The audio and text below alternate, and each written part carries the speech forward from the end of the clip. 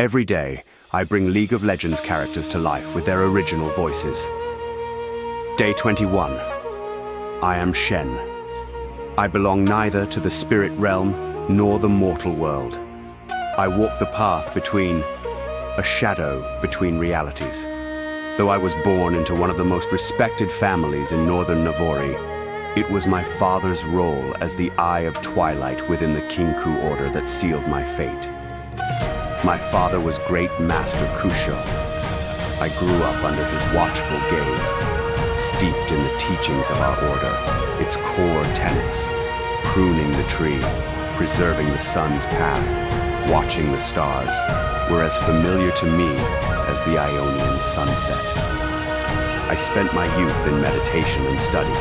My mentors often called me the ideal student, disciplined and focused. But I wasn't alone. Zed was there, my closest friend, my equal in training, and the one I trusted most. We grew up like brothers, sharing our dreams, our fears. When I needed a new perspective, I turned to him. We were Kinkou's most promising students, a balance of power and purpose. As our skills grew, my father began taking us on dangerous missions. One of them would define us both, the hunt for the golden demon of Jun province. Years we searched, following a trail of blood and horror. And when we finally found him, he was no demon, but a quiet stagehand named Kada Jin.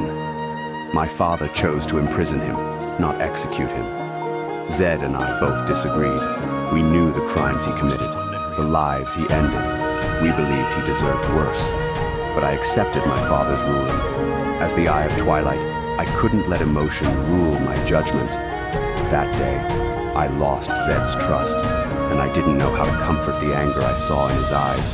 When Noxian invaders threatened our homeland, my father again chose inaction. I followed his lead, not out of cowardice, but conviction. Zed did not. He left to fight.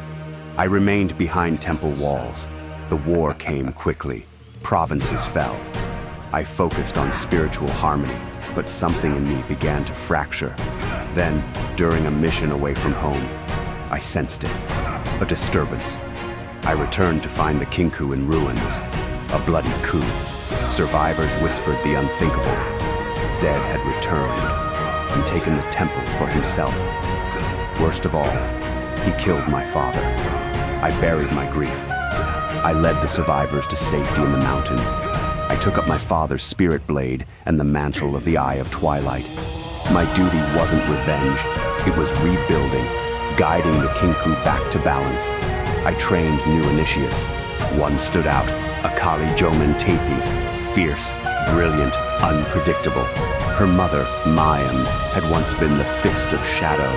It seemed Akali would follow her path, but her fire burned brighter than our traditions could contain. I taught her restraint. She wanted action. When Noxus retreated, many in Ionia celebrated. I did not. The cost of that victory weighed heavy. I stayed my course, but inside, I wrestled with doubts about my leadership, about Zed, about whether balance was still possible in a world torn apart. And Akali. I felt her slipping away. Eventually, she rejected our teachings and walked away from the Order. I meditated. I watched the stars, and I realized even Akali must find her own path, just as I did. Now, in the stillness between battles in the spirit realm, I sometimes wonder if our beliefs still hold. I have always put duty before feeling, but one question lingers, always. How long can one walk between two worlds before one destroys the other?